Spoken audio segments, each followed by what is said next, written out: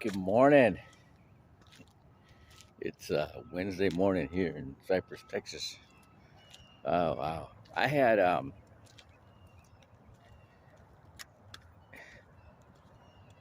had interesting day yesterday. I uh, I helped somebody move, and they don't have a car, and so they got a new. They rent a room. That's a big business here in Houston, renting out rooms, and it was quite a distance. And then I took her shopping, so she gets some sheets for her bed and get some groceries for her new place. But uh, we the conversation started off. She's telling me how she doesn't like Texas men, and I'm like, well, I'm listening, and it's and she's she was getting all fired up about getting her deposit back, and and she's getting mad as we're going to pick up her deposit because the traffic, we're probably going to be late, and then as soon as we pull up, the guy's right there waiting with her money. And she's saying all these terrible things. And then here he is, as the nicest guy, right? And and we ended up getting on a conversation about spirituality. So I asked her, what does she think spirituality is? And I'm listening and I'm listening, and nowhere in there, anywhere, does she talk about um, reading the Bible or, you know, she's like reaching out to God, spending time alone. Um, okay, and I'm like, all right. So what are you sending your um, what are you sending? What are you sending out? What are you trying to? How how do you know what you're connecting with, right? Because you don't. How do you know God? Okay, and so I got to thinking about her answer because she really couldn't tell me, right? And then I went to church last night. That was amazing. Holy moly! The bishop. There must have been like 9 uh, revelations. And then there's um, the prophet. Oh, what was his name? He's there, and I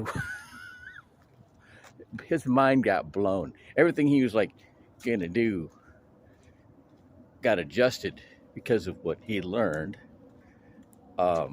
Like the there was one just the fire. So the different levels of spirituality are water, wine, blood, and fire. Okay, and it's all based on the higher level of understanding. Okay, and and then talking about the spirit of Elijah.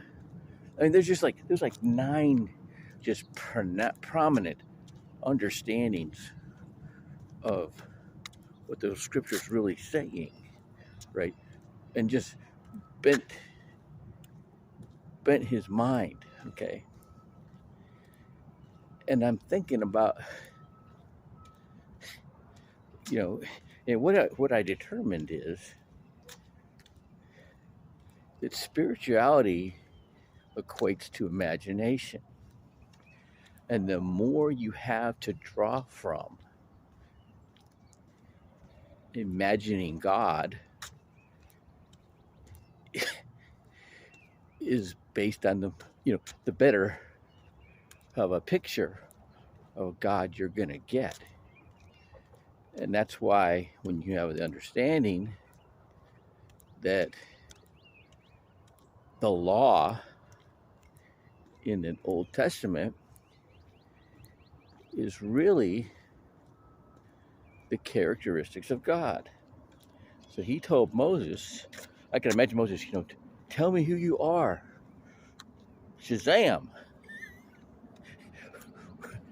And the laws in Hebrew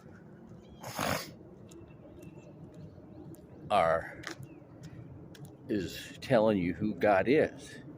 And when the emphasis in Hebrew is because you have to use your imagination to understand Hebrew, because each picture, each symbol is going to have multiple meanings. Oh yeah. And depending on where your heart is, and I'm learning this right now, to determine what definition or characteristic of that symbol you're going to pick. Okay. And then the more you learn, the more that changes. All right. So the more you learn, the more spiritual you'll become. Okay. So somebody that hasn't gone through that extensive process of learning has a limited imagination. Okay. The more you know, okay, the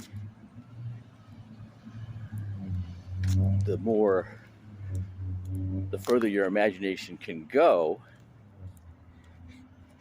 putting all the pieces together and giving you a clear picture, right? Making you more spiritual. All right. So, and it's not just, like I said, it's not just reading the Bible. I've done that 16 times, same chapters every day, Genesis, Psalms, and Proverbs, and trying to glean every little bit of information out of it I could. And then I come to learn this stuff. Can't even read the Bible the same way as I did before. All right. Christ is really saying, because if you don't know this stuff, you don't know what he's really saying. Okay. Because you have a limited understanding. All right. And you can't imagine anything outside of that because you don't have the basis, you don't have the foundation. So that's back to the more you can't, when somebody just says, I'm spiritual, they're just imagining, but they're limited.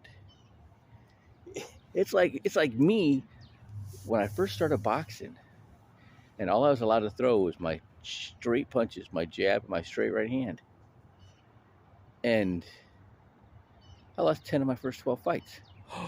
Then I learned two things: how to throw a left hook, and I learned to fight when I wanted to fight, not when the other guy wants to fight. When the other guy wants to fight, I wasn't there, right? And I beat everybody that beat me the year before. Okay, but it equates to the same. You just keep digging in and digging in and digging in, and the more you learn, the better you can put the picture together. The more you understand, the clearer the picture becomes in your imagination. All right. Have a great Wednesday. Morning.